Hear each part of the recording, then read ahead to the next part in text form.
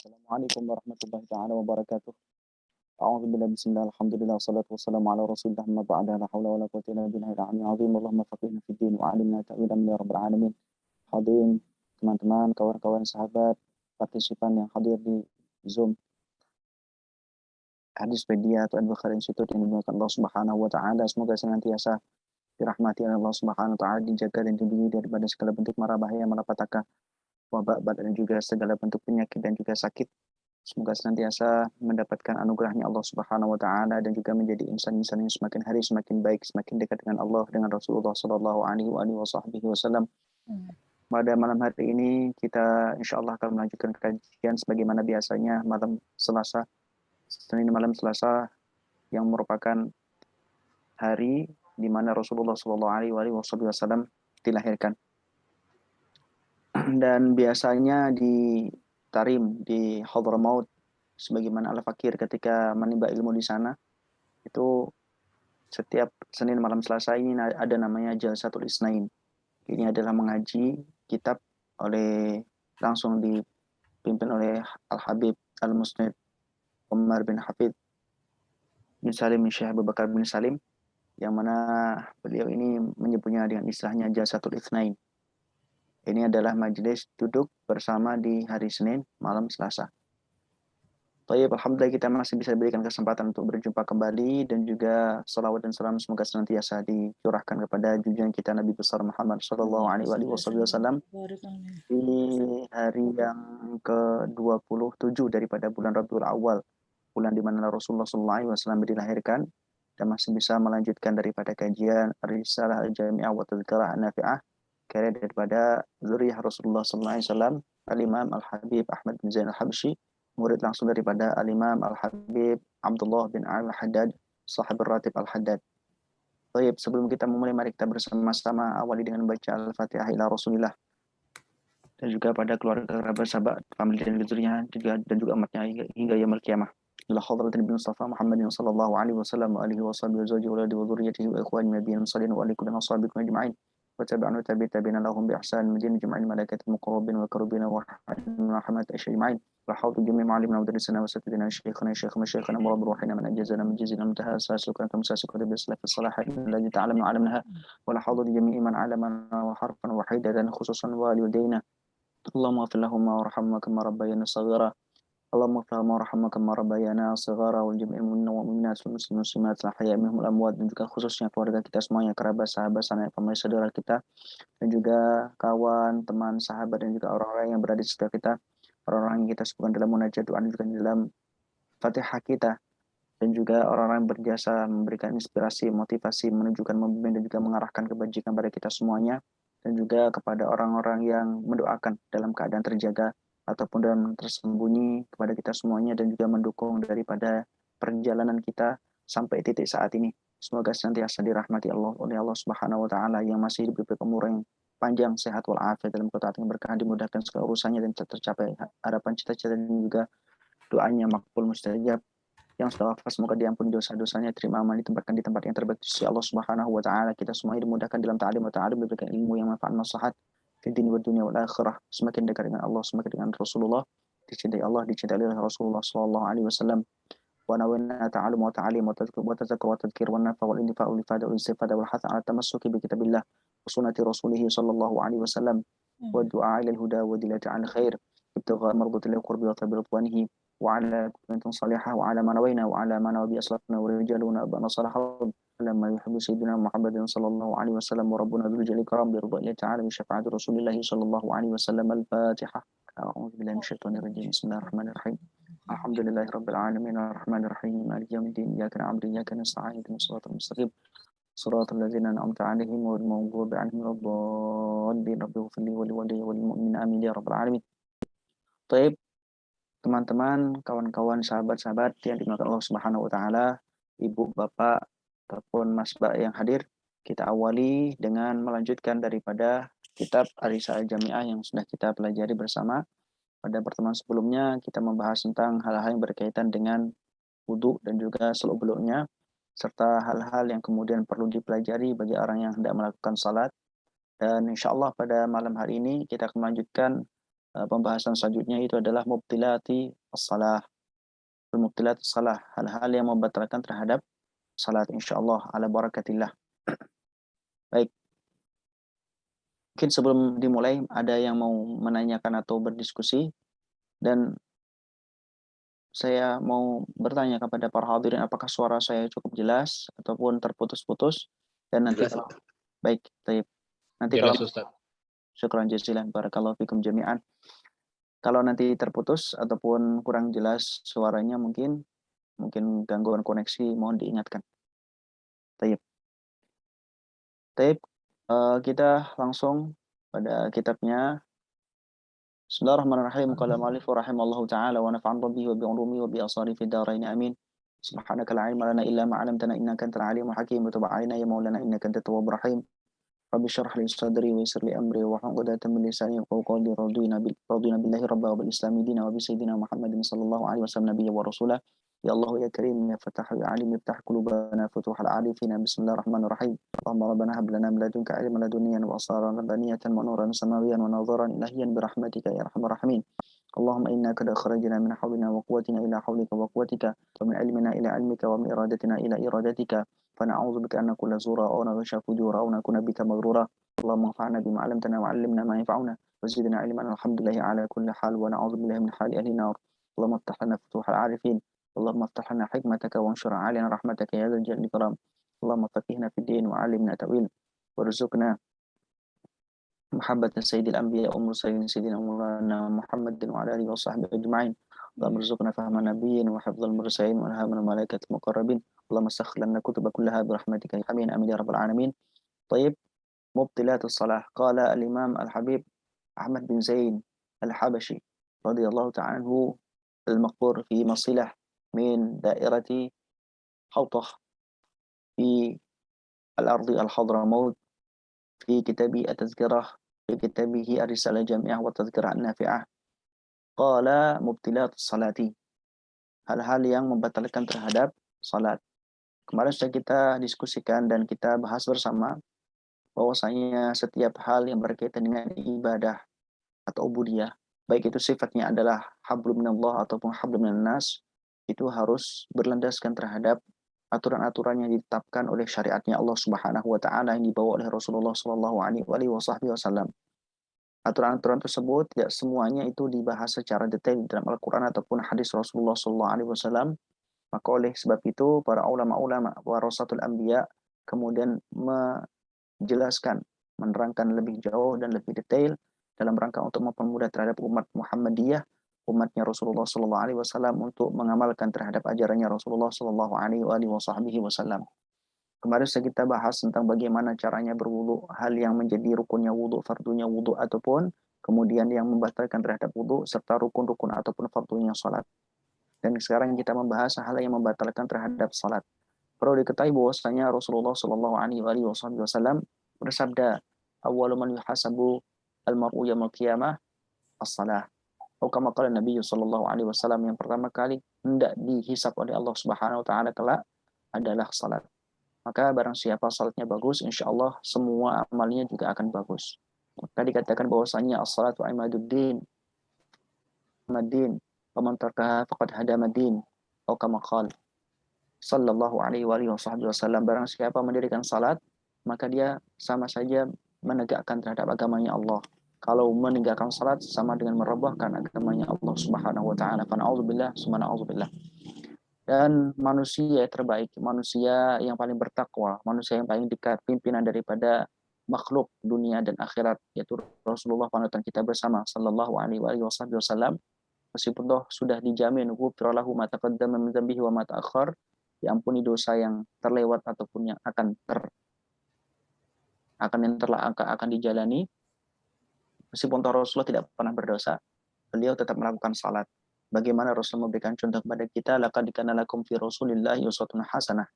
Kita perlu menirunya. Dan maka ulama sebagai warasatul anbiya alladzi lam yuwarithu dinaran wa dirhaman, Rasulullah tidak mewariskan terhadap ulama-ulama dirham ataupun dinar, tapi walakin warasul ilma, akan tetapi mewariskan terhadap ilmu.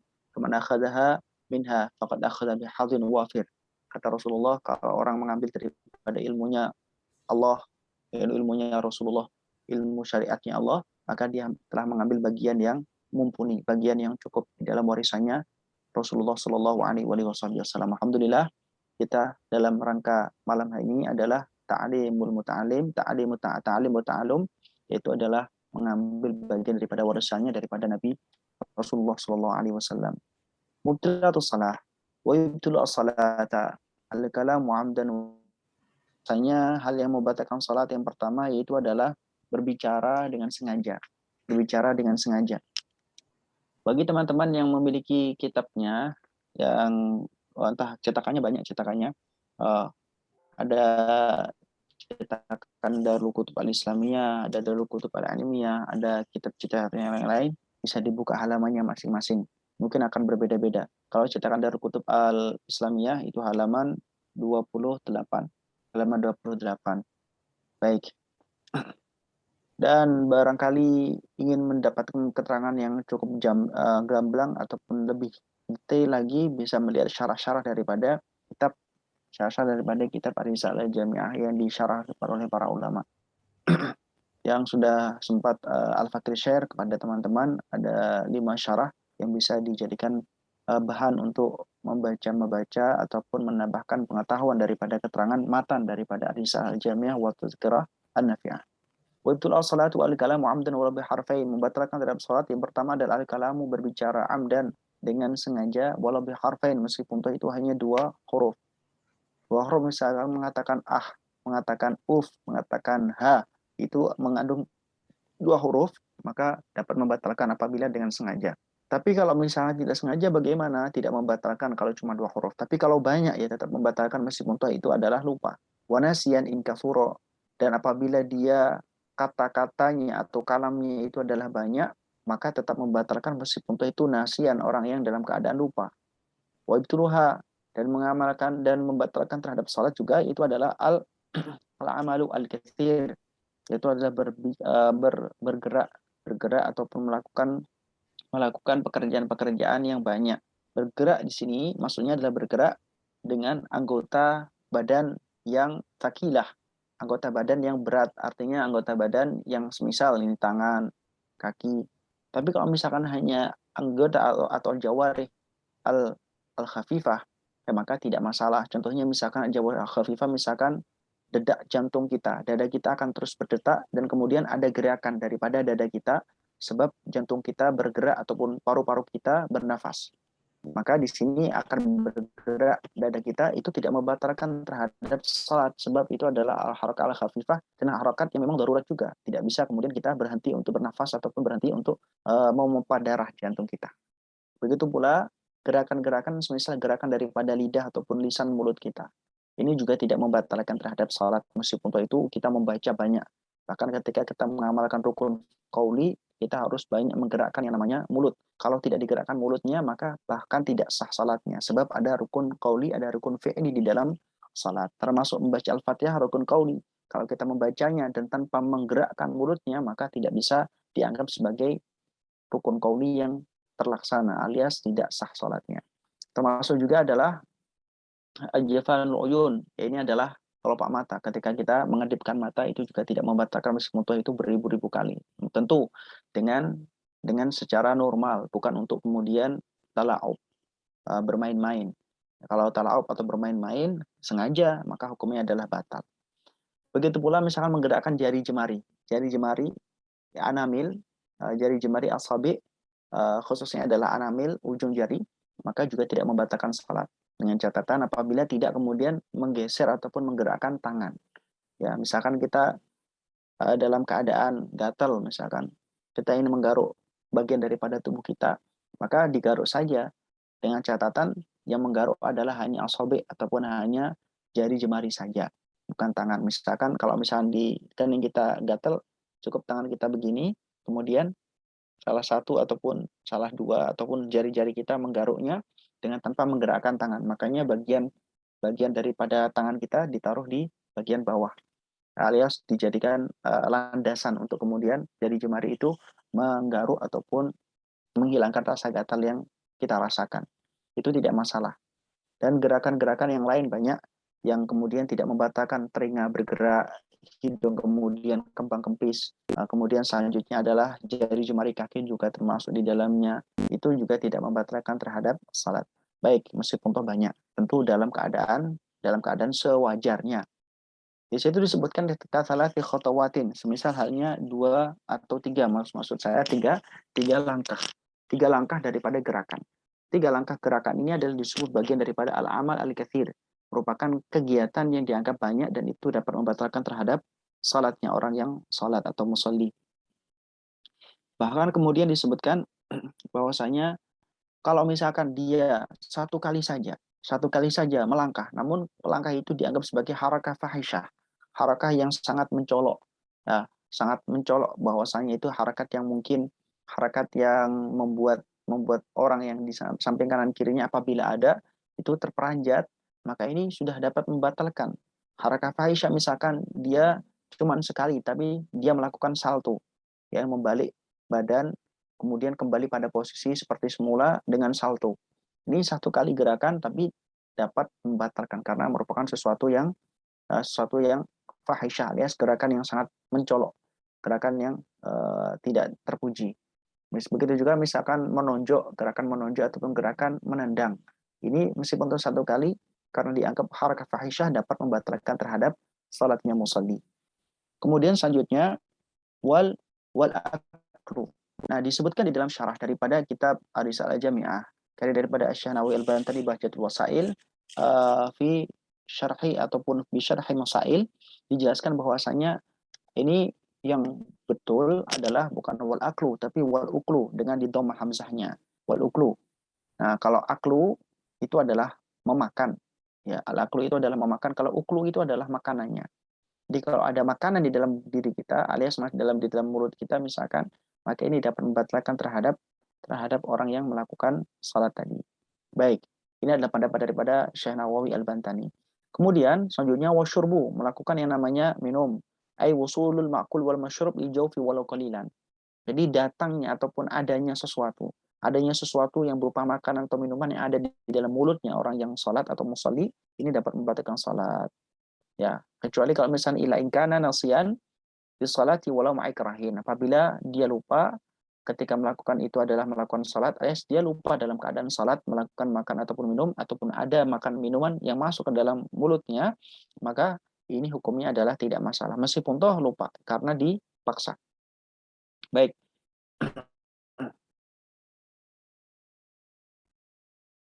Selanjutnya, kalau misalkan bagaimana? Ada pertanyaan, kalau menggerakkan mulutnya seperti gerakan orang yang sedang madmadah, gerakan umi-umi ataupun seperti orang yang berkumur, itu bagaimana hukumnya? Kata daripada Syekh Nawawi Al-Bantani, tidak membatalkan terhadap salatnya. Apabila sedikit, kalau banyak ya maka membatalkan. Tentu hal ini akan mencolok kalau banyak.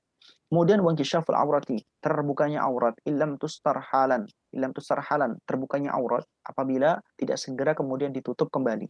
Apabila tidak segera ditutup kembali, ketika aurat terbuka, misalkan terbuka oleh angin, ataupun misalkan ada anak kecil, ataupun anaknya, mungkin cucunya, ataupun orang lain yang kemudian membuka terhadap aurat daripada orang yang sedang salat, maka ini dapat membatalkan salat apabila tidak segera kemudian ditutup kembali. Ya, segera ditutup kembali. Kalau tustar halan, maka tidak membatalkan terhadap salat. Ini mafhum mukhalafahnya. Kalau tustar halan, maka lam yabtul inkishaf wa aurah min musalli. Ini adalah kata daripada al-Imam Al-Habib Ahmad bin Zain Al-Habsyi. Di sini halan ay bisur'atin, segera menutupnya dengan segera. Baik, kalau ternyata dia kemudian tidak segera menutupnya, dia menutupnya tapi tidak segera. Catatannya adalah halan ay bisur'ah, kalau dia menutupnya tapi tidak segera. Setelah dia mengetahui daripada terbukanya aurat dia, tidak segera ditutup alias ditunda dulu, maka batal salatnya. Kemudian wuku najasati, jatuhnya najis. Ilam tulqa halan min ghairi hamlin. Dan juga terkena najis. Misalkan ketika salat seseorang itu kejatuhan najis, kotoran cicak misalkan. Maka kemudian dia tidak segera membuangnya, tidak kemudian segera mengibaskan daripada pakaian atau kain yang digunakan untuk salat secara segera, maka juga membatalkan salat. Min ghairi hamlin, dengan catatan apabila ya apabila dia itu terkena najis tersebut tidak membawa najis. Nah, kemarin minggu yang lalu sempat ditanyakan oleh salah satu daripada teman kita, sahabat dan juga kawan kita di Zoom ini juga, bahwasanya kalau misalkan orang sedang salat kemudian menggendong terhadap bayi yang ada pampers dan di pampers itu ada najisnya, maka hukumnya bagaimana? Hukumnya yang membatalkan terhadap salat sebab ada najis yang dibawa, dengan catatan dia adalah dianggap dikategorikan sebagai orang yang hamil, orang yang membawa, dan menggendong kan termasuk bagian daripada membawa, maka tidak sah salatnya. Baik. Terus kemudian selanjutnya disebutkan begini, wuyubtiluha, yang membatalkan terhadap salat yang lain itu adalah sabqul imam bi ruknaini fi'liyaini. Membatalkan terhadap salatnya orang yang musalli, salatnya musalli yaitu adalah mendahului terhadap imam dengan dua rukun yang berupa fi'liyah. Sebagaimana kita ketahui bahwasanya rukun dalam salat ada kalanya fi'liyah, ada kalanya qauliyah. Apabila seorang menjadi makmum, maka konsekuensinya harus mutaba'ah taman kepada imam. Harus ikut secara sempurna kepada imamnya. Kalau imamnya dia rukuk, baru dia melakukan rukuk. Tidak diperkenankan ketika dia menjadi makmum, kemudian belum rukuk imamnya, dia melakukan rukuk. Artinya mendahului. Dan rukuk termasuk salah satu daripada rukun fi'li. Maka ketika dia mendahului rukuknya, itu mendahului rukuknya imam, si makmum itu berarti dia mendahului dalam satu rukun fi'li. Kalau ternyata ketika i'tidal, si imam belum i'tidal, dia i'tidal, berarti dua rukun fi'li dia mendahului terhadap daripada imam, maka hukumnya dapat membatalkan terhadap salatnya. Ya memang itu adalah konsekuensi daripada seorang yang ikut. Orang yang ikut ya harus manut nurut pada orang yang diikuti. Kalau tidak manut dan ikut pada orang yang menjadi pemimpinnya ataupun yang diikuti, ya maka janganlah menjadi pengikut. Itu adalah konsekuensi daripada salat ketika dia menjadi makmum pada imam. Wakada at-takhallufu bihima bighairi udhrin, begitu pula kalau terlalu lambat daripada gerakan sang imam. Sang makmum ini terlalu lambat daripada gerakan sang imam sampai kemudian dua rukun fi'li ketinggalan sang makmum daripada gerakan fi'li, rukun fi'li daripada imam. Maka hukumnya adalah batal jika salatnya bighairi udhrin, dengan catatan apabila tanpa uzur. Tanpa uzur. Tentu uzur di sini adalah uzur yang syar'i, uzur yang kemudian dapat ditolerir di dalam aturan syarak. Dalam hal ini adalah aturan fikih yang sudah istimbat oleh para ulama-ulama fikih. Kemudian selanjutnya disebutkan oleh Syekh Al-Imam Al-Imam Ahmad bin Zain Al-Ahbashi, disebutkan wala tusihhas salatu khalfa kafir. Tidak sah salat di belakang daripada orang kafir. Artinya tidak boleh jadi makmum orang kafir. Bagaimana bisa menjadi makmum orang kafir? Orang kafir itu salatnya tidak sah. Syarat kemarin sudah kita bahas bersama bahwasanya syarat di antara syarat sah daripada salat itu adalah merupakan orang Islam, balik akil, disebut dengan mukallaf. Kalau kafir dia adalah orang yang tidak Islam. Meskipun balik dan akil tapi tidak Islam, ya tidak bisa sah salatnya di belakang daripada orang yang tidak beriman kepada Allah Subhanahu wa taala. Begitu pula menjadi makmumnya orang perempuan. Jadi ini berlaku apabila makmumnya adalah laki-laki. Kalau makmumnya sesama perempuan dan imamnya perempuan, maka sah-sah saja. Ya, baik. Kemudian khunsa. Khunsa di sini adalah orang yang memiliki dua kelamin. Disebut dengan khunsa muskil, orang yang memiliki dua kelamin sama-sama berfungsi. Atau tidak berfungsi salah satunya tapi memiliki dua kelamin, disebut khunsa juga. Tapi ghairu muskil. Maka khunsa di sini tidak boleh menjadi makmum. Tidak boleh menjadi imam. Tidak boleh menjadi imam daripada laki-laki ataupun tidak boleh menjadi imam daripada perempuan. Baik, tentu ada khilaf terkait apabila dia menjadi imam daripada seorang perempuan apakah boleh atau tidak. Ada yang mengatakan boleh, ada yang mengatakan tidak. Baik, tapi kalau menjadi imam daripada laki-laki itu sudah mufakat ulama bahwasanya tidak diperkenankan khunsa menjadi imam daripada seorang laki-laki yang muslim balik akil. Ini adalah aturan yang berlaku di dalam fikih dan juga di dalam aturannya syariat.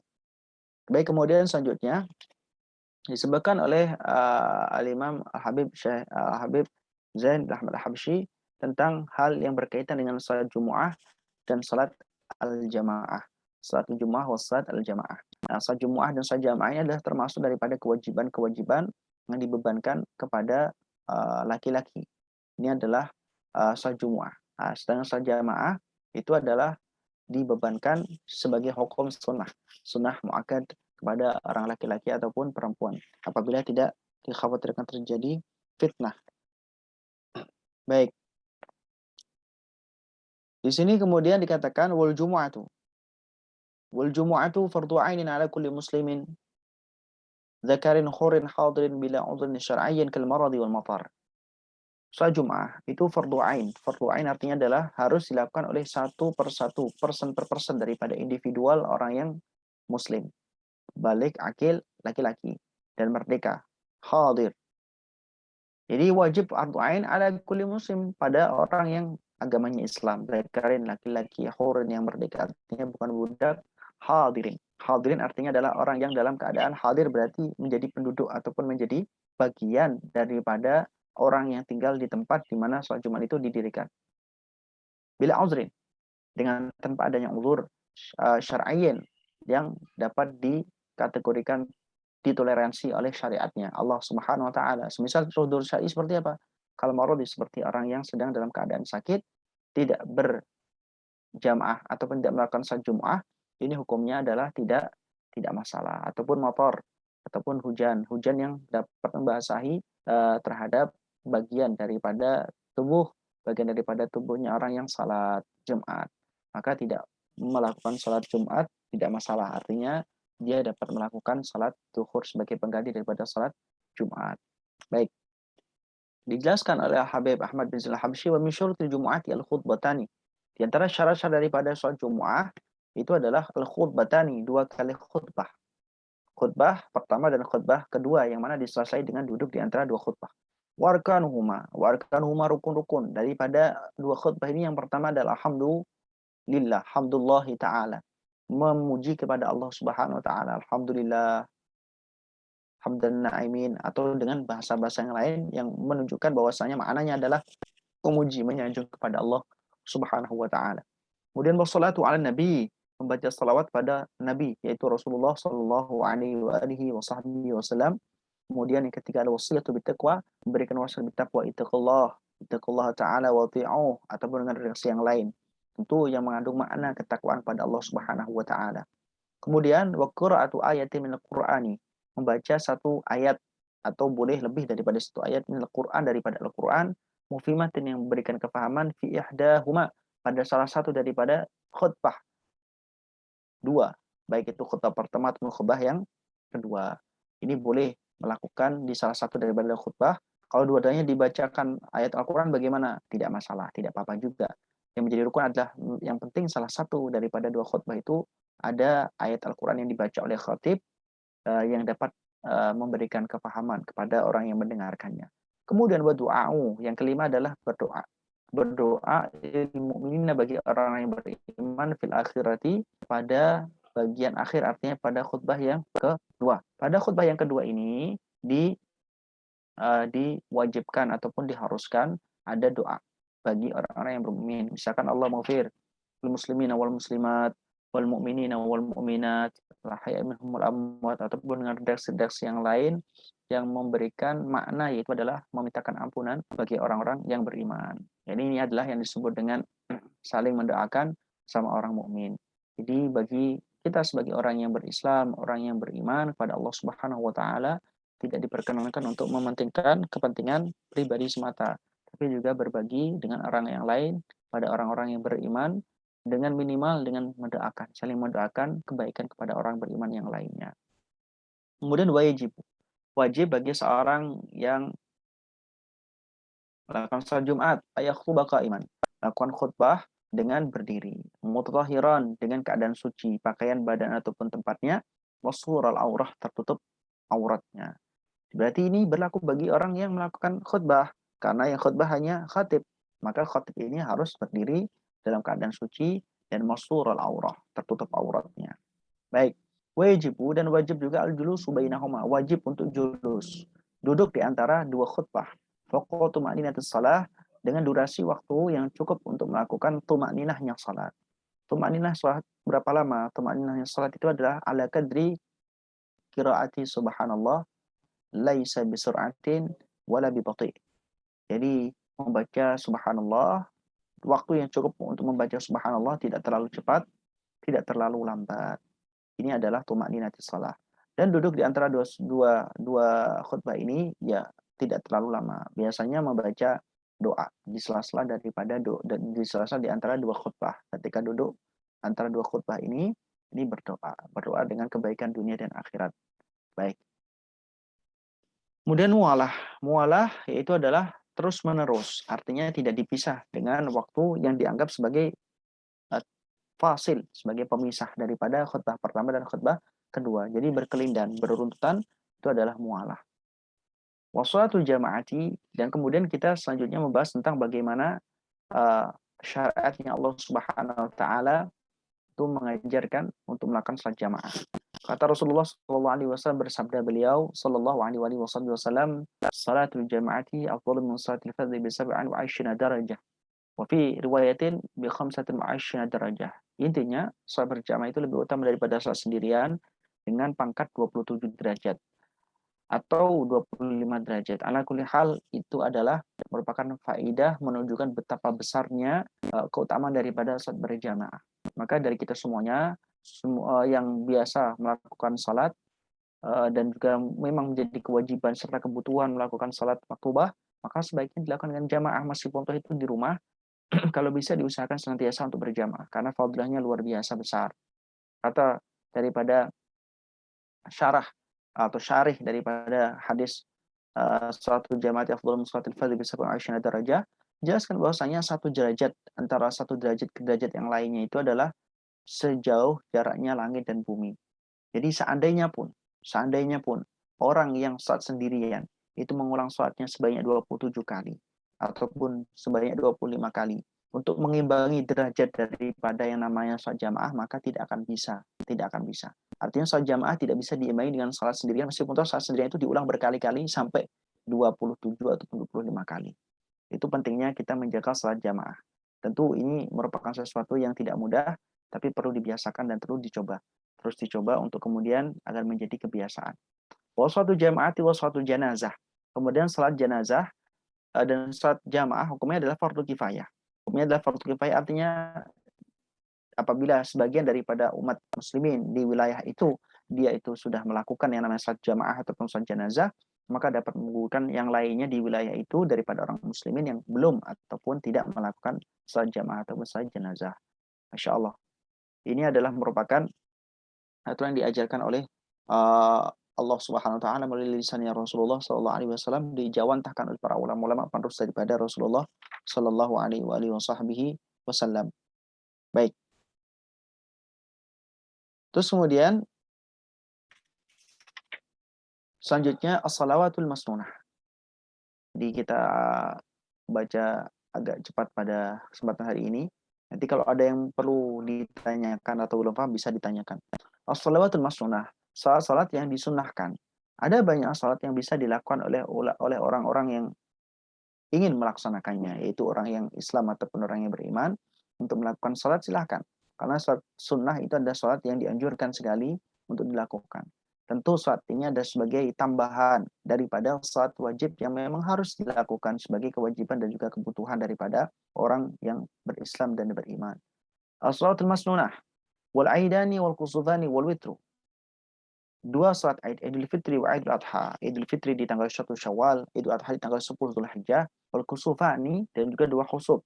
Dua khusuf maksudnya kusuf wal khusuf. Al-kusuf wal khusuf, gerhana bulan dan gerhana matahari. Wal witru, dan juga salat witir, itu adalah sunanun muakkadatun, adalah salat sunnah yang sangat dianjurkan. Wakadha rawatibus shalah, begitu pula salat rawatibus shalah, atau disebut dengan salat qabliyah ataupun ba'diyah daripada salat fardu yang kita lakukan. Wadduha wa tarawih, begitu pula salat duha dan salat tarawih, saat yang dilakukan pada waktu bulan Ramadan setelah melakukan salat Isya di malam hari. Salat tarawih sunanun laha, merupakan sunnah daripada salat. Fadlun laha wa thawabun azim, memiliki keutamaan dan juga memiliki pahala yang besar. Ini salat duha dan salat tarawih. Bahkan Rasulullah sallallahu alaihi wasallam ketika beliau memberikan 3 wasiat, yaitu adalah yang pertama di dalam hadis Rasulullah SAW melakukan puasa 3 hari dalam sebulan. Kemudian melakukan salat witir dan melakukan salat duha. Ini ada 3 wasiat Rasulullah SAW yang disebutkan dalam hadis beliau sallallahu alaihi wasallam. Jadi salat witir, salat duha, dan juga puasa 3 hari setiap bulan. Ini tentu bagi orang yang mampu. Nah, kalau tidak mampu ya tidak masalah. Baik. Ini merupakan akhir daripada kitabus shalah dan kemudian kitabus shaum. Baik, mungkin sebelum kita melanjutkan kitabus shaum, ada yang bisa didiskusikan, ada yang bisa ditanyakan. Mungkin sisa waktu selanjutnya bisa kita manfaatkan untuk berdiskusi atau bertanya. Apabila ada yang mau bertanya, dipersilahkan. Ada yang mengoreksi dengan senang hati. Silahkan. Saya, Ustaz, saya Ustaz. izin bertanya, Ustaz. Saya mau bertanya, Ustaz. Baik, baik, silahkan. Gantian satu-satu. Tayyib, tafadhali. Saya dulu. Ya. Tadi masalah apa namanya, banyaknya gerakan di dalam sholat. Saya kalau mengerjakan sholat tasbih itu kan biar nggak lupa itu menghitung tasbihnya itu saya pakai gerakan jari gitu loh Ustaz, ngacung-ngacung gitu loh, kan subhanallah alhamdulillah wallahu akbar. Kalau nggak seperti itu saya sering lupa. Ini kalau yang setelah i'tidal itu kan apa namanya 15 gitu ya, itu kalau nggak dihitung dengan ngacung-ngacung jari itu lupa gitu, gimana Ustadz? Terus kemudian nanti ruku juga seperti itu, 10 yang ngacung-ngacung jari gitu, sampai 10 kali. Gimana Ustadz, apa kira-kira itu membatalkan sholat itu sendiri apa tidak gitu? Baik, terima kasih. Ada lagi pertanyaan yang lain, saya catat, dan mungkin yang lain bisa bertanya lagi. Mana Ustaz? Baik, silakan. Bismillahirrahmanirrahim. Assalamualaikum Ustaz. Ada beberapa pertanyaan yang ingin Anda tanyakan. Waalaikumsalam. Dobit dari kasir itu bagaimana Ustaz? Misalnya seseorang itu gerak di dalam sholat, kemudian kasuro, akan tetapi dobit dari kasir itu seperti apa? Bentar. Suaranya terputus-putus. Sekarang udah jelas Ustaz? Baik. Nah. Baik, silakan lanjut. Ya. Yang pertama Ustaz, dobit dari kasir itu seperti apa Ustaz? Misalnya seseorang sholat kemudian melakukan gerakan yang memang kasuro dan dobit dari kasir itu seperti apa? Kemudian yang kedua Ustaz,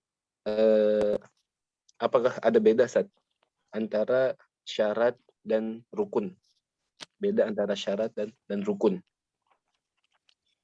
Soalnya anak dapat di dalam salah satu kitab Al-Yaqut An-Nafis bahwa yang namanya al-muwalatu fil wudu bagian dari sunnah, akan tetapi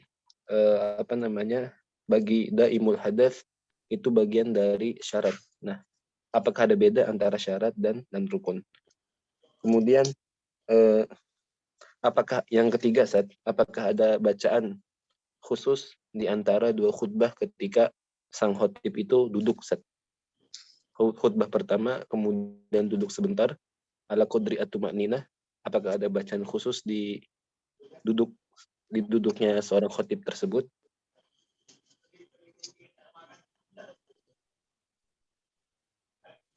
Kemudian yang selanjutnya Ustaz, ingin tasabut aja Ustaz dari apa yang sudah Anda dapat tentang rawatibus sholat rawatib. Ada di mana sholat rawatib itu hukumnya sunnah muakkadah, ada di mana rawatib tapi hukumnya itu tidak sampai derajat sunnah muakkadah. Yang sunnah muakkadah seingat anak ada 10 rakaat. Yang pertama qobliyah duhur dan ba'diyah duhur, kemudian ba'diyah maghrib, ba'diyah isya, dan qobliyah subuh. Apakah Allah alam bisawab? Jazakumullahu khairan katsir. Baik, yang lain mungkin ada Saya lagi boleh yang mau menyambung bertanya? sedikit Ustaz tadi masalah salat ba'diyah qobliyah.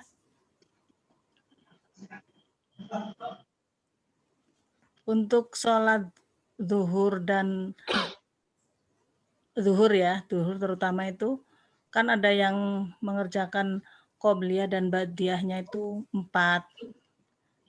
Itu 2 salam ya, dua salam. Apakah itu dasar hadisnya itu sahih apa gimana Ustaz? Terima kasih.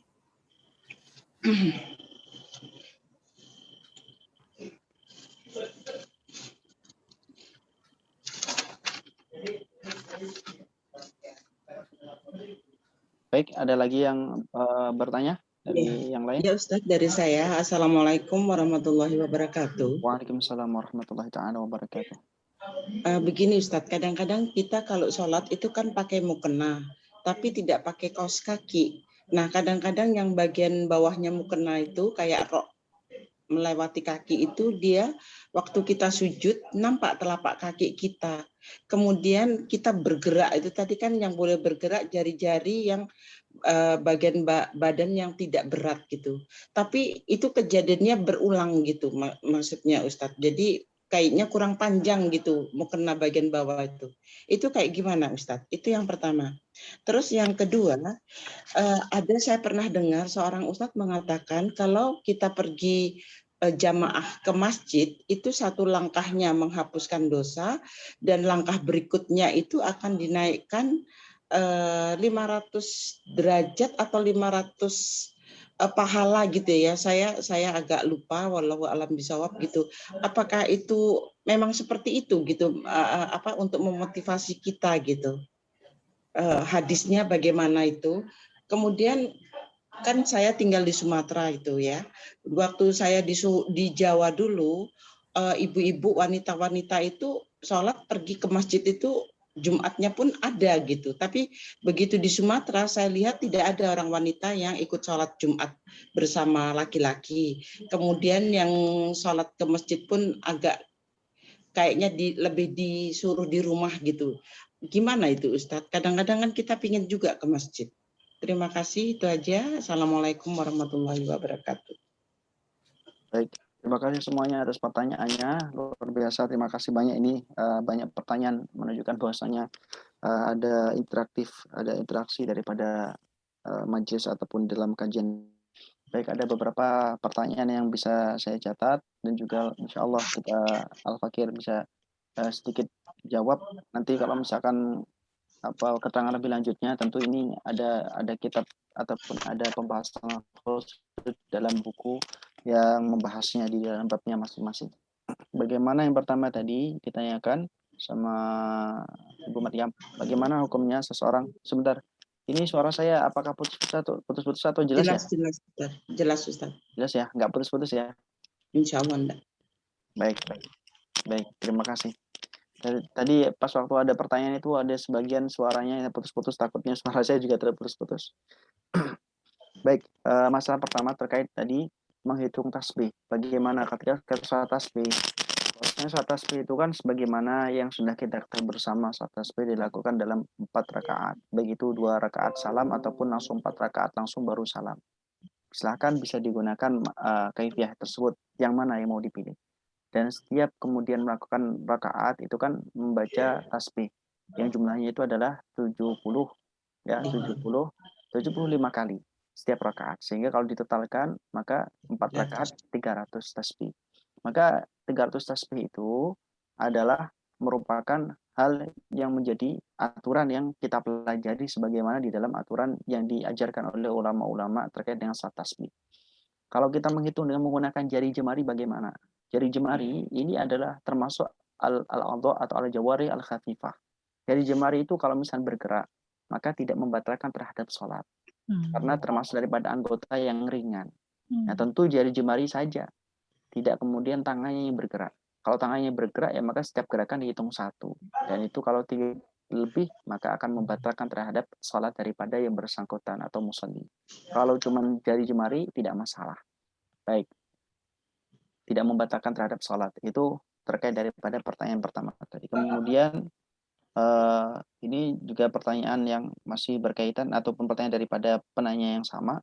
Qobliyah zuhur dan qobliyah zuhur dan juga ba'diyah zuhur. Itu ada yang melakukannya 2 rakaat, ada yang melakukan 4 rakaat. Bagaimana hukumnya? Hukumnya tidak masalah. Masalah hitungan daripada qobliyah. Masalah hitungan qobliyah itu ulama berbeda pendapat. Nah, ini bisa kita temui di dalam kitab fikih. Tentu paling ringan yaitu adalah orang melakukan sholat qobliyah maghrib. Itu juga apakah termasuk daripada sunnah, daripada rawatib atau tidak. Kalau mazhab Syafi'i, ashab Syafi'i berpendapat bahwasanya itu bukan termasuk daripada sholat, tidak ada sunnah qobliyah di dalam maghrib. Tapi di dalam hadis Nabi disebutkan ma bainal azanaini salat, ma bainal azanaini salatun. di antara dua adzan itu ada salat. Jadi ada dua pendapat bahwasanya sebelum maghrib ada qabliyah ataupun tidak. Ala kulli hal dipilih kedua-duanya, memilih salah satunya terserah, tidak masalah. Artinya tidak perlu kita menyalahkan orang yang melakukan qabliyah maghrib ataupun tidak melakukan qabliyah maghrib. Kalau kebiasaan Al-Fakir ketika pas waktu di Tarim di Yaman ataupun ketika pas waktu di Turki Istanbul itu qabliyah maghrib itu jarang orang yang karena mungkin waktunya sebentar, tapi bukan berarti nggak ada yang melakukan. Ada yang melakukan. Artinya tetap saja kita bisa melakukan ataupun tidak, terserah kita. Tidak perlu menyalahkan dan semuanya ada dalilnya. Baik, qabliyah zuhur juga seperti itu. Qabliyah zuhur. Ada hadis Nabi yang menjelaskan bahwasanya orang yang melakukan sunat qabliyah zuhur 4 rakaat dan setelahnya melakukan ba'diyah 4 rakaat, surga. Bangunkan rumah di surga. Nah, ini ada hadisnya. Artinya kalau melakukan 4 rakaat sebelum atau qabliyah zuhur ataupun ba'diyah zuhur ada 4 rakaat, tidak masalah, lakukan saja. Kalau mampu, bagus. Nah, dan itu memang ada yang mengatakan memang seperti itu adalah qabliyah dan ba'diyahnya zuhur. Ya. Terus kemudian kalau misalkan hanya 2 rakaat bagaimana? Ada pendapat, sebut saja di dalam kitab Fathul Qorib Al-Mujib fi Syari' Al-Fadhi Takrib dan juga syarahnya Qutul Habibil Gharib karya daripada Syanawi Al-Bantani.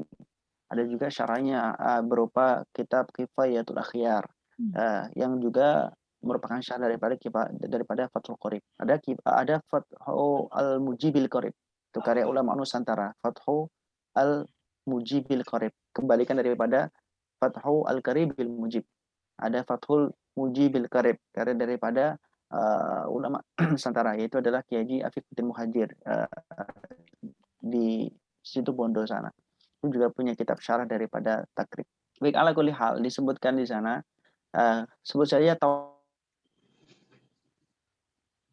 Ibnu Qasim daripada Syanawi Al-Bantani daripada kitab Fathul Qorib dijelaskan bahwasanya yang 2 rakaat qabliyah zuhur dan 2 rakaat ba'diyah zuhur itu adalah salat sunnah yang muakkadah, salat rawatib yang muakkadah, yang dianjurkan sekali untuk dilakukan. Sedangkan 2 rakaat sisanya, 2 rakaat qabliyah dan 2 rakaat ba'diyah zuhur yang lain itu adalah ghairu muakkadah.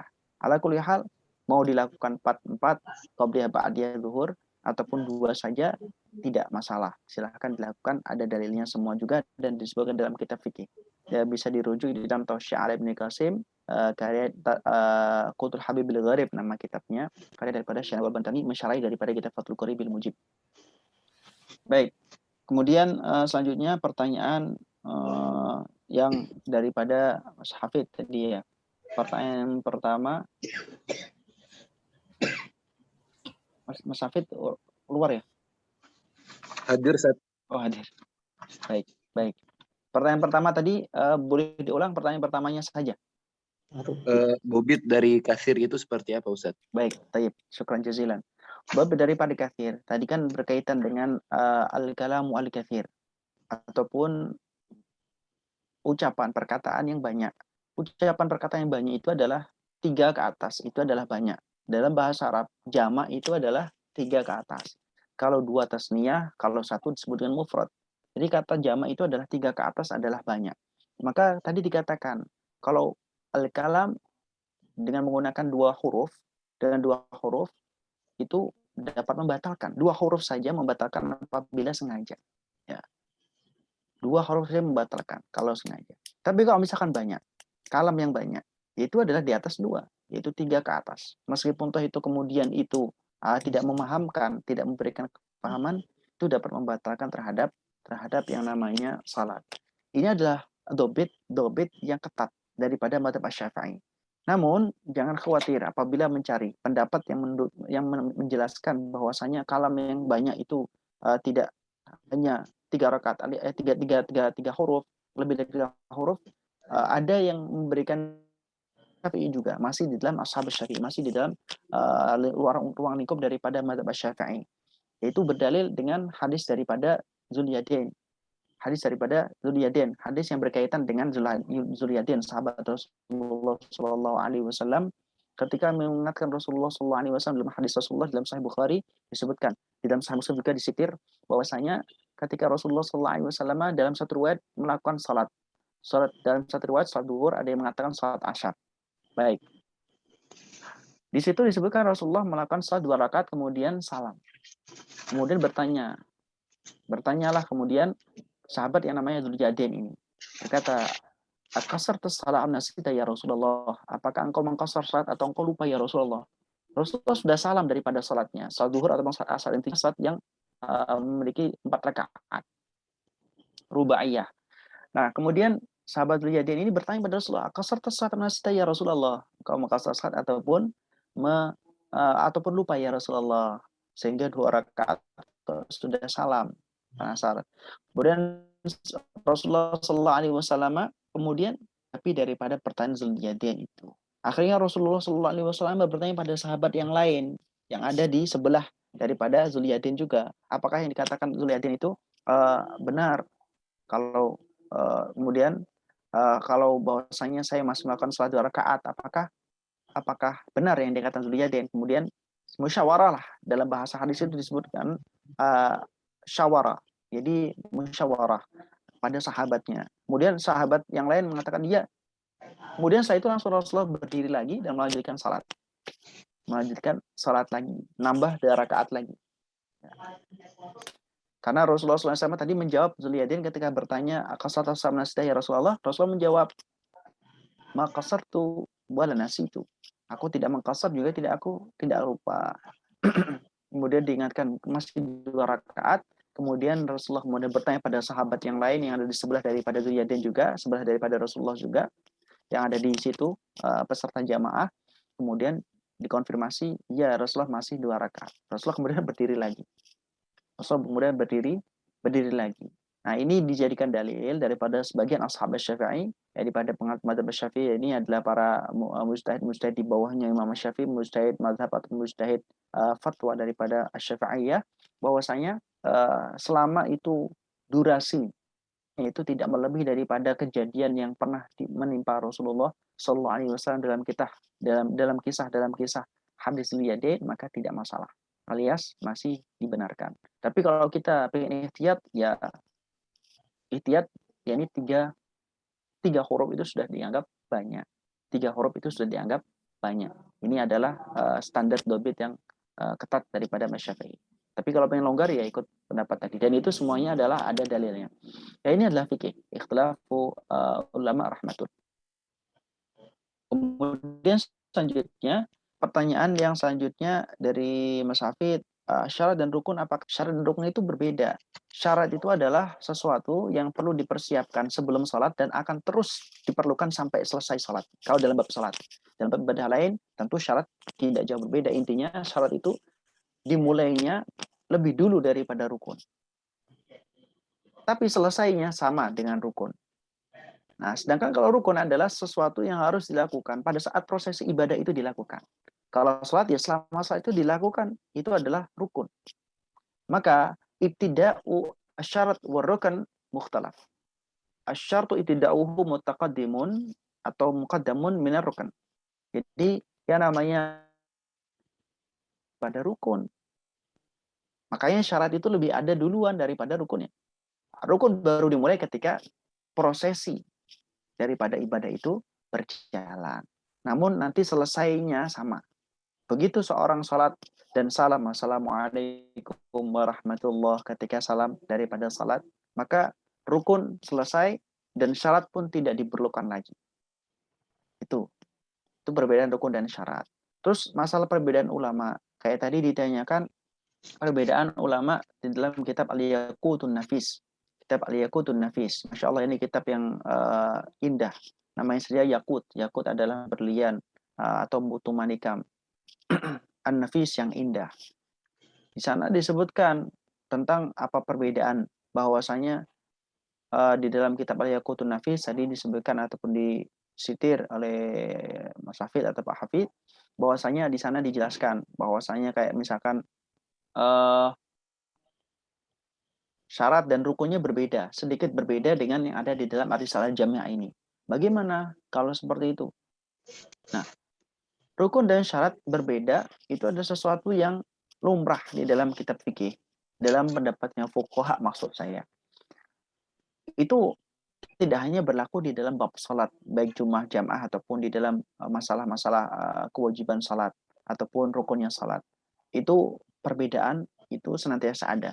Karena ini adalah merupakan ejawantah daripada hadis dan juga kitab Al-Qur'an Al-Karim, yang mana itu tidak dijelaskan secara detail dalam Al-Quran dan hadis Nabi, tapi kemudian diijtihadi oleh para ulama-ulama mujtahid dengan detail. Maka wajar kalau misalnya ada perbedaan-perbedaan. Tentu perbedaan itu tidak ngawur, tidak hanya sebatas ego belaka daripada ulama-ulama ahli fikih itu.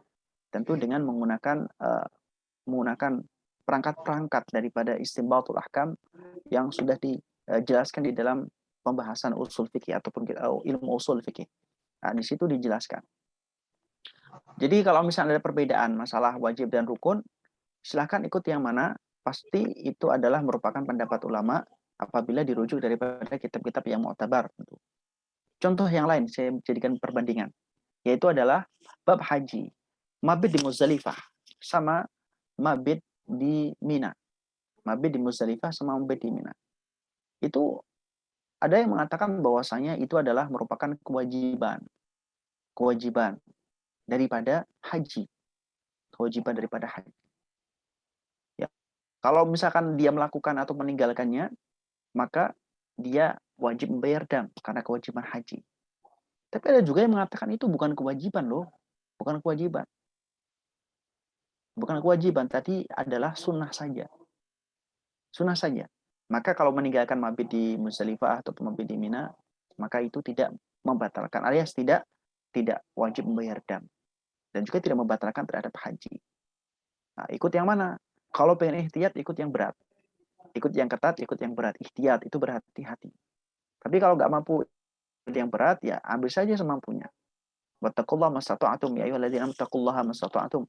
Bertakwalah kepada Allah dengan semampunya. Tentu tanpa kemudian meremehkan, merendahkan ataupun tentu memandang sepele terhadap hukum-hukumnya Allah Subhanahu wa taala. Itu terkait dengan tadi yang ditanyakan pertanyaan yang kedua daripada Mas Hafid atau Pak Hafid. Kemudian yang ketiga, bacaan di antara dua khutbah. Apakah ada yang disunahkan ketika membaca di antara dua khutbah? Bapak-bapak, ibu-ibu, teman-teman, kawan-kawan, sahabat, juga para hadirin partisipan di sini. Ini kalau misalnya bacaan yang mau dibaca di antara dua khutbah, ini banyak. Ulama-ulama kita mengajarkannya. Bisa dirujuk dalam kitab Al-Adhkar Nawawi. Di sana dijelaskan tentang apa yang perlu dibaca, yang disunahkan. Ada juga di dalam kitab-kitab yang berkaitan dengan sholat Jumat. Di dalam kitab-kitab fikih tersebar. Ada di dalam kitab-kitab fikih daripada mazhab Syafi'i.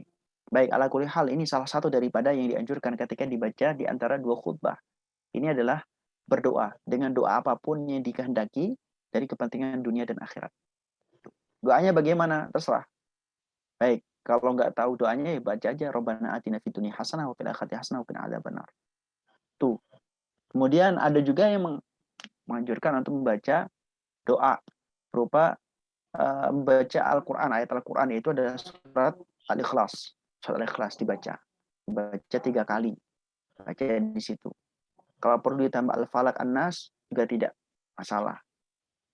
Baik, itu adalah yang baik. Kemudian ada juga yang mengatakan di sela-sela antara dari khutbah itu baca aja doanya Nabi Allah Musa alaihissalam. Rabbi syrah li sadri wa yassir li amri wahlul 'uqdatam min lisani yafqahu qawli. Baik, ala kulli hal, itu adalah waktu yang menurut salah satu pendapat ulama itu adalah waktu yang mustajab. Bahwasanya di dalam hadis Rasulullah SAW, ala inna fil jum'ati sa'atun law da'a fihi abdun nastajabalah atau kama qala Nabi sallallahu alaihi wasallam. Jadi intinya ada satu waktu di salat Jumat, di maksudnya di hari ataupun malam Jumat sampai hari Jumatnya itu ada waktu yang mana waktu itu adalah waktu yang mustajab. Yang apabila seseorang hamba itu berdoa di waktu itu, maka akan dikabulkan oleh Allah Subhanahu wa taala. Maksudnya lebih cepat untuk dikabulkan oleh Allah Subhanahu wa taala. Namun waktunya adalah majhul, tidak tahu ditaruh di mana oleh Allah Subhanahu wa taala. Ada salah satu pendapat ulama mengatakan bahwasanya waktu itu adalah waktu sebentar antara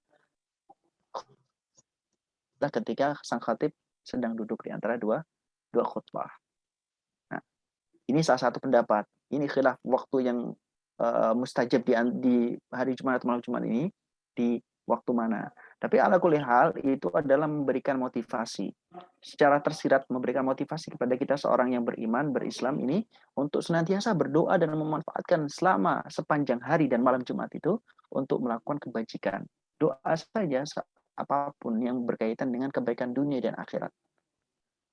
Toh doa juga tidak modal.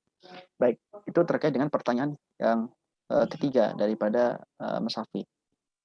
Kemudian rawatib. Muakkadah dan ghairu muakkadah. Ini antara rawatib muakkadah dan ghairu muakkadah, ini juga ada khilaf antara ulama.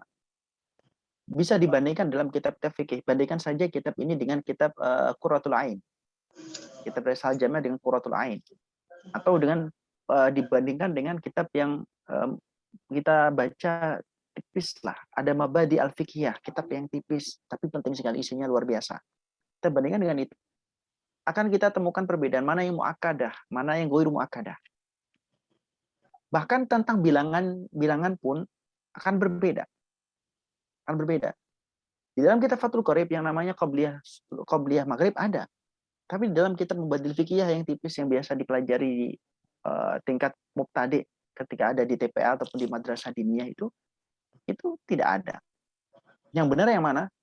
Ya, yang benar adalah yang benar adalah yang melakukan. Entah itu yang melakukan yang ada di dalam Mabadil Fiqhiyah ataupun dalam Fathul Qorib. Yang keliru adalah yang tidak melakukan. Ala kulli hal itu ada benarnya. Ada benar dan ada dalilnya maksud saya. Jadi kalau misalkan ada yang kemudian geger, ini kan nggak ada sunnahnya, nggak ada hadisnya. Ya, mungkin kurang membaca buku. Baik. Itu ada kitab Fathul Qorib Al-Mujib. Itu kan ada hadis-hadisnya. Fathul Qorib. Takrib maksud saya. Kitab takrib. Takrib itu matan daripada Fathul Qorib. Itu ada kitab yang menjelaskan tentang hadis-hadis yang ditakhrij. Hadis yang ditakhrij dalam kitab takrib. Namanya adalah At-Tadhib. Fi takhriji ma fi at-takrib. At-Tadhib fi takhriji ma atau fi takhriji ahadits ma fi takrib. Itu ada kitab At-Tadhib. Di searching di Allshop bisa ketemu langsung. Bahkan kalau di-download PDF-nya sudah tersebar banyak, bisa dibaca sendiri. Bahkan terjemahnya sudah ada. Tahu saya sudah ada terjemahnya, bisa dibaca. Hadis itu ditakhrij, sudah tinggal baca saja. Ibaratnya tinggal makan saja kita. Di situ. Jadi tidak perlu bingung-bingung. Baik. Kalau kita pakai kitab fikih memang ada khilafah seperti itu.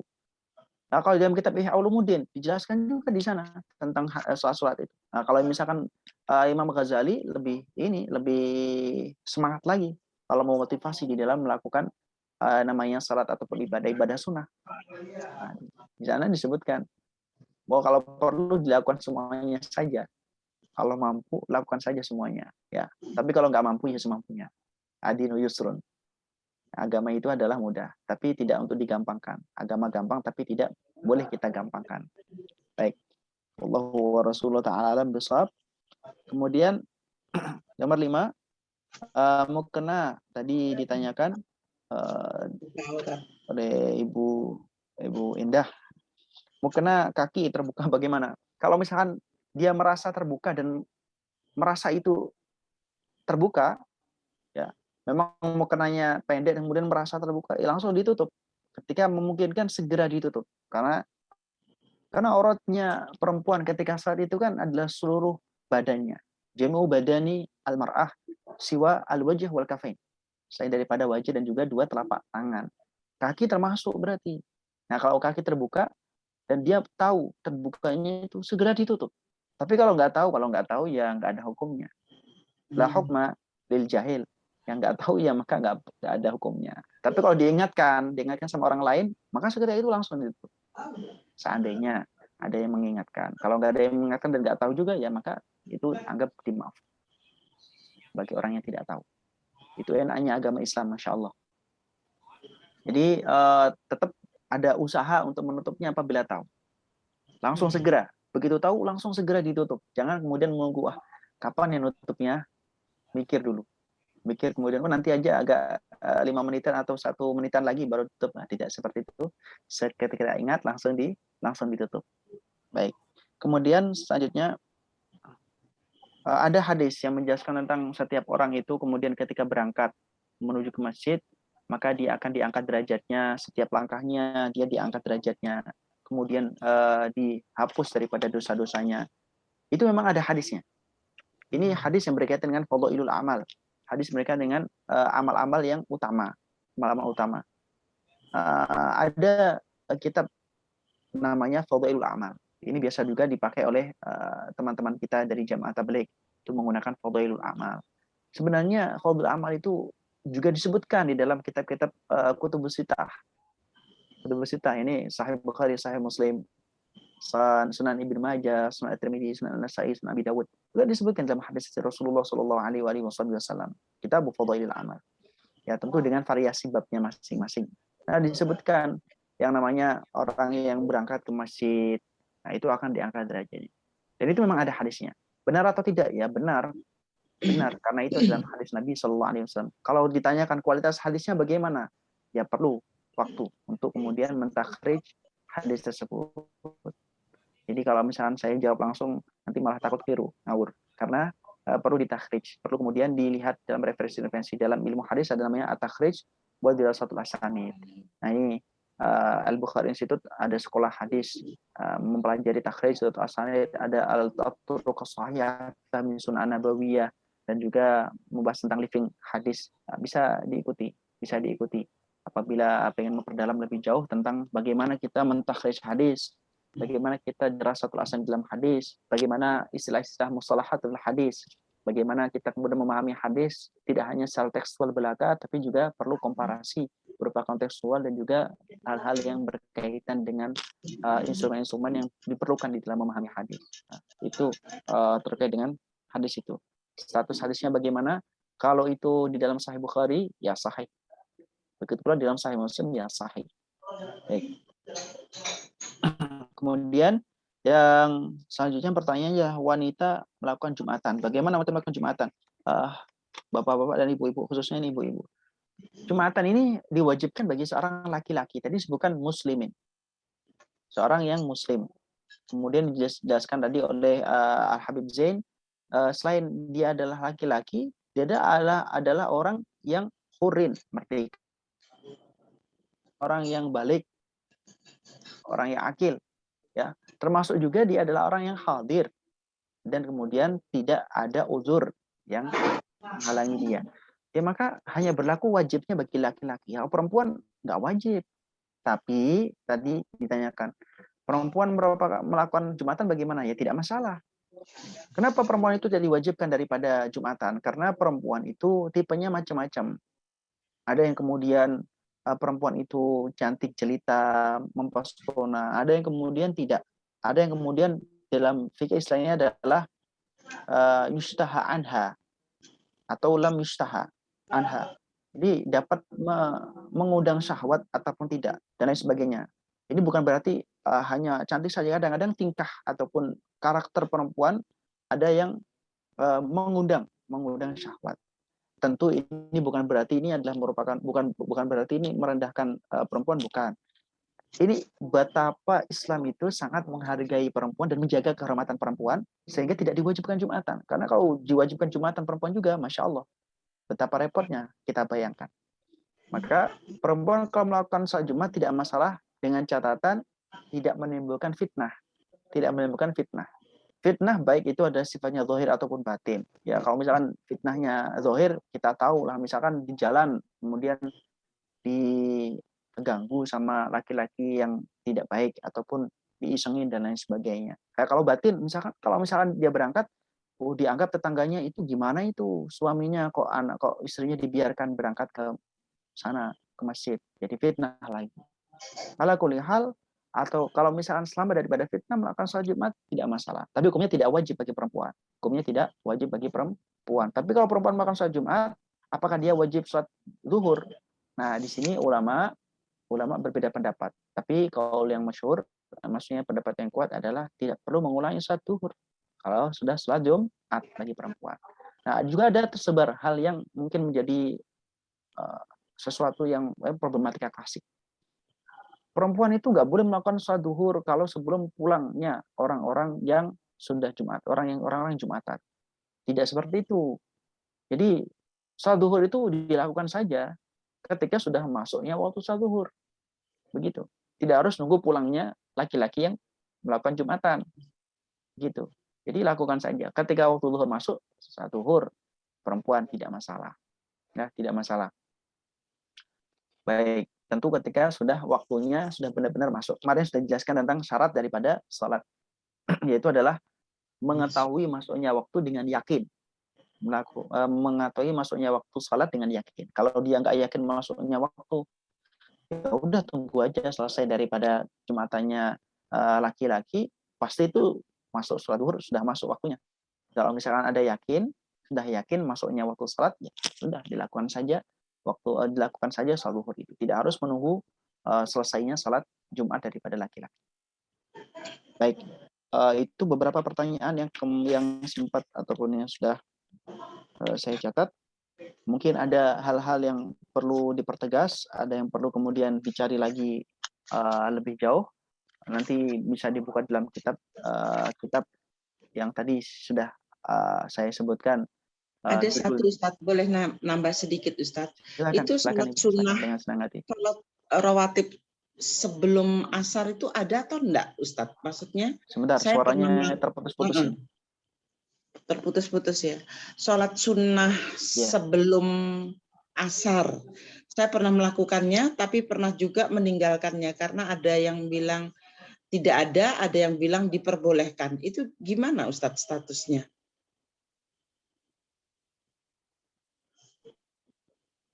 Baik, suaranya putus-putus, tapi Masih poinnya udah tertangkap. Iya. Sholat qobliyah asar, apakah itu ada atau tidak? Iya. Qobliyah asar, apakah ada atau tidak? Kalau kita memegang pakai kaidah berupa hadis hukum umum daripada hadis yang disampaikan oleh Rasulullah SAW, ma baina azainaini salatun. Di antara adzan dan iqamah itu ada salat. Maka sebelum asar itu juga ada qobliyah. Ketika adzan, kemudian salat sunnah, kemudian qomat. Antara adzan dan iqamat ada salat sunnah. Jadi, kalaupun seandainya mengikuti pendapat ulama yang mengatakan bahwasanya tidak boleh, tidak ada maksudnya. Tidak ada sebelum salat asar itu salat sunnah. Maka dia akan terpayungi atau di bawah naungan hadis amnya Rasulullah SAW tadi. Jadi tetap jadi salat apa? Salat mutlak. Seandainya pun ada ulama mengatakan, nggak ada qobliyah asar. Kita makan salat qobliyah asar, berarti di situ bukan qobliyah asar, maksudnya adalah salat sunnah mutlak. Salat sunnah mutlak di kapanpun waktu boleh dilakukan. Sah-sah saja, tidak ada waktu khusus, tidak ada sebab khusus. Gitu. Tapi tidak bagaimanapun juga sholat itu kalau dilakukan itu lebih bagus daripada tidak dilakukan. Kalau memang ada tuntutannya Rasulullah SAW, dilakukan lebih baik daripada tidak dilakukan. Jadi kalau misalkan konsepnya tadi ada yang mengatakan nggak ada sholat qobliyah, ya udah kalau nggak ada qobliyah asar saya sholat sunnah mutlak, maka tidak ada larangan sama sekali melakukan sholat mutlak sebelum sholat asar. Bahkan di waktu kapanpun boleh dilakukan. Begitu. Ya, terima kasih Ustaz. Afwan wa iyyakum. Baik, wallahu taala wa rasuluhu taala alam bisawab.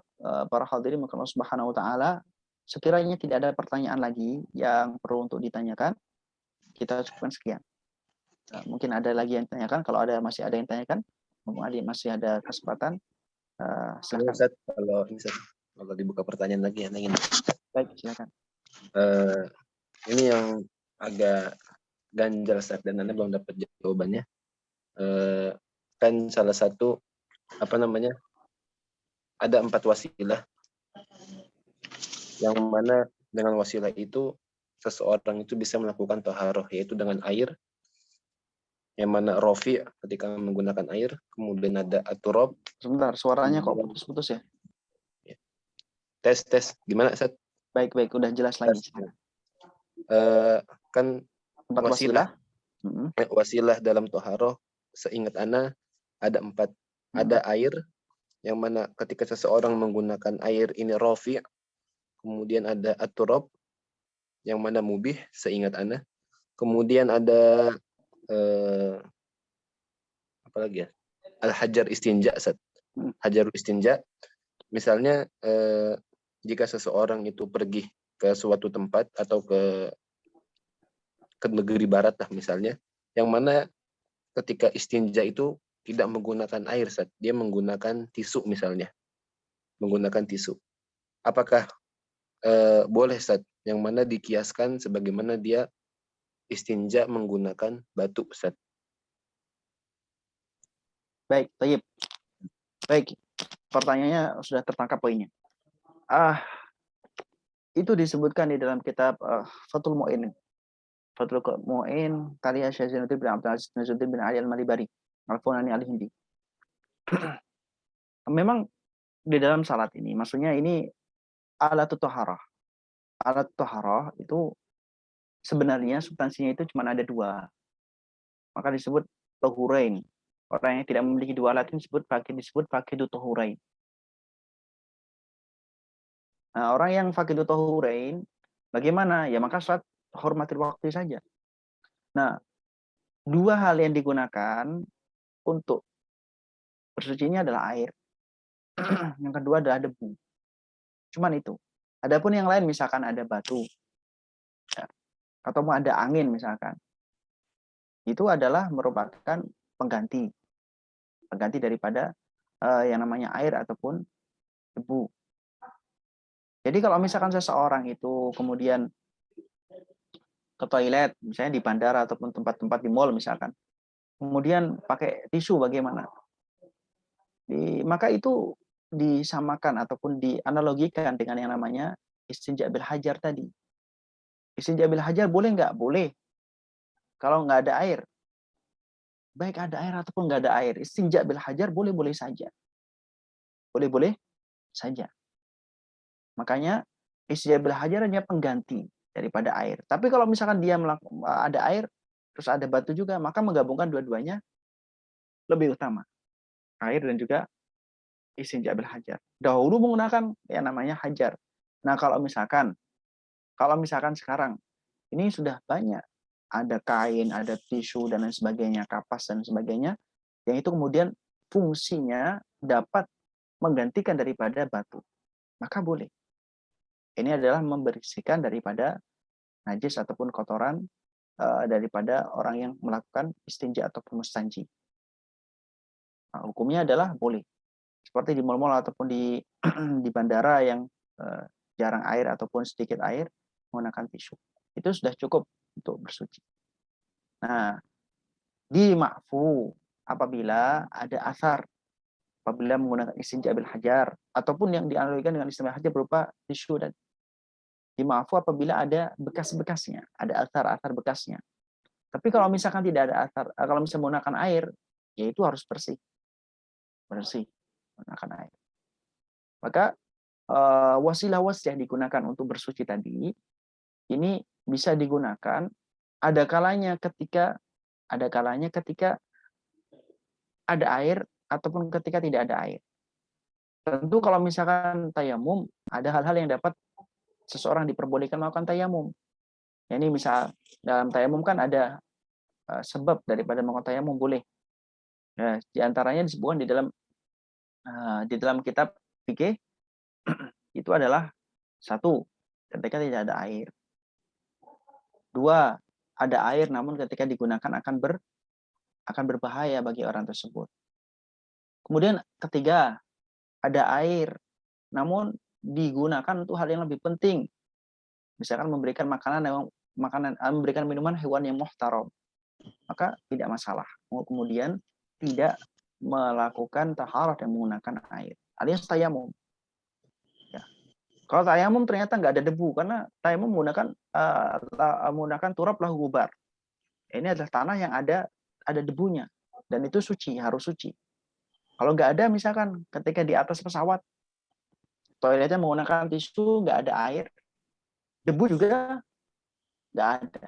Ada yang mengatakan ada yang mengatakan nggak. Ya, terlepas daripada khilaf itu, misalkan kita anggap bahwasanya di dalam pesawat nggak ada debu karena bersih, AC-nya 24 jam. Nah, bagaimana kalau seperti itu? Kalau faqidu tahurain, ya udah, lakukan sebisanya. Nggak perlu menggunakan air, nggak perlu menggunakan debu, salat saja, hormatil waktu. Nanti dikodok ketika sudah ada air, ataupun kalau tidak ada air ya debu pengganti daripada air. Itu tidak masalah. Jadi wasilah-wasilah itu ada sebab-sebab yang kemudian memperbolehkan seseorang untuk menggunakan wasilah-wasilah itu. Tapi wasilah utama daripada tohara itu adalah air. Wasilah utama daripada melakukan tohara adalah air. Wallahu wa rasuluhu ta'ala besar.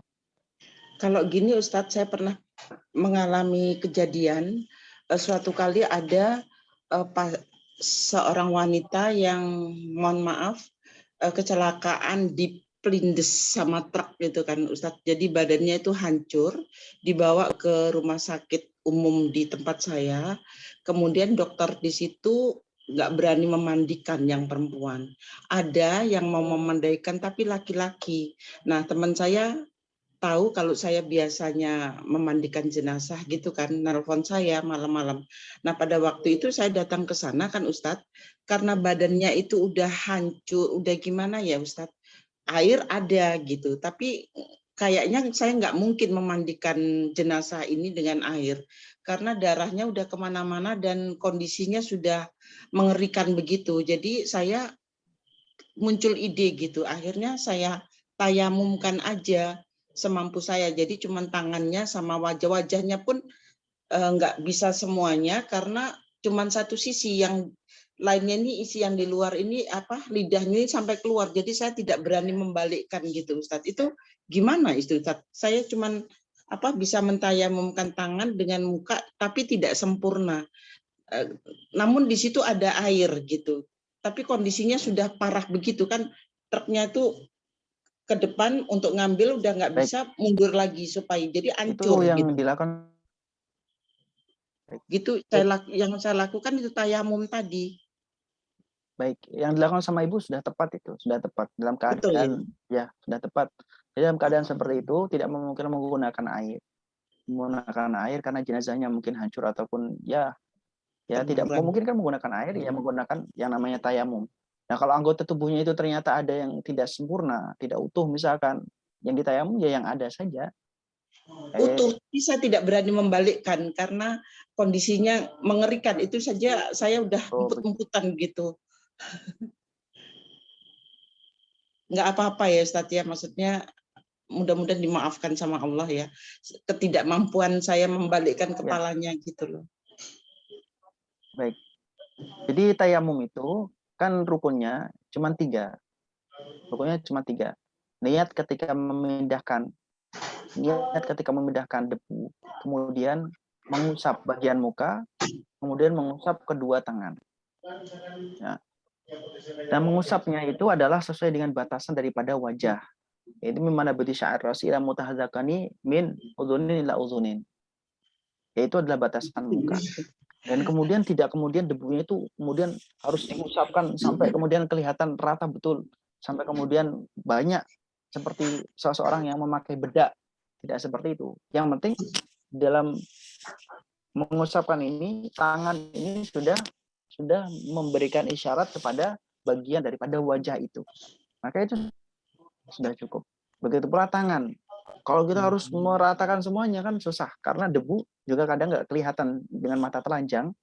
Debu nggak kelihatan semata. Yang penting secara gerakan sudah menunjukkan bahwasanya kita meratakan terhadap debu kepada anggota rukun-rukun daripada tayamum itu. Tayamum itu dari jarinya itu, tangannya itu sampai siku, apa ini aja Ustadz, sama ini tangan aja sampai di pergelangan tangan. Sampai tangan. Jadi begini caranya. Kalau misalnya ini tangan, ini caranya. Begini. Kemudian begini. Jadi semuanya seperti sama kayak ketika wudhu. Itu sama seperti ketika saya wudhu. Waktu itu cuman tangannya aja karena yang ini nggak berani. Udah yang masih nampak utuh itu wajahnya sama tangan jari-jarinya. Jadi saya cuma telapak tangan sama ini aja, kepala nggak berani balikkan gini. Jadi yang tersampai aja sama saya gitu. Baik. Ibu dokter ya? Enggak Ustadz, cuman saya ingin aja, maksudnya saya dilatih dan memang kepingin aja supaya Allah suka sama saya gitu aja. Baik. Dalam keadaan Darurat. baik. Kalau dalam keadaan darurat, ad-darurat tubihul mahzurat. Hal-hal yang dalam keadaan emergensi, dalam keadaan darurat itu memperbolehkan sesuatu yang tadinya tidak diperbolehkan. Mungkin dalam kasus yang Ibu alami itu udah masuk dalam kategori darurat itu, karena tidak ada lagi yang berani kemudian memandikan. Iya.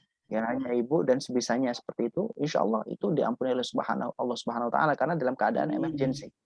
Dan itu perlu ditangani segera. Tapi kalau tidak ada emergensi, ya diusahakan semaksimal mungkin. Tapi dalam deskripsi pertanyaan ataupun cerita daripada Ibu Endah tadi itu masuk dalam kategori emergensi, insya Allah diampuni oleh Allah Subhanahu Wa Taala. Allah Rasul Taala alam. Iya. Terima Semoga kasih. kita semuanya diampuni oleh Allah Subhanahu Wa Taala. Amin. Baik. Hadirin. Baik. Hadirin maka Allah Subhanahu Wa Taala, teman-teman, kawan-kawan, sahabat dan juga partisipan Zoom kajian daripada Arisa Jami wa Tazkirah fi ahli makan Allah. Kita akhiri pertemuan pada kesempatan hari ini dengan membaca alhamdulillah dan kafaratul majlis bersama-sama. Alhamdulillahirabbil alamin. Subhanakallahumma wa bihamdik asyhadu an la ilaha illa anta astaghfiruka wa atubu ilaik. Al-Fakir, mohon maaf apabila ada salah sikap ucapan ataupun sifat. Semoga kita semua dirahmati, diampuni oleh Allah Subhanahu Wa Taala, dan semoga kita diberikan ilmu manfaat dan juga memakai ilmu tersebut dan ikhlas dan mengamalkan. Semoga kita diberikan umur yang panjang, sehat walafiat, dan bisa ketemu lagi insyaallah di pertemuan selanjutnya. Hadan wa yakum lama yuhibbu wa ridha, wallahu muwaffiq lama ila aqwamit thariq wa hadinas siratal mustaqim. Wassalamualaikum warahmatullahi taala wabarakatuh. Waalaikumsalam warahmatullahi wabarakatuh. Ustaz. Ustaz. Waalaikumsalam. Ustaz.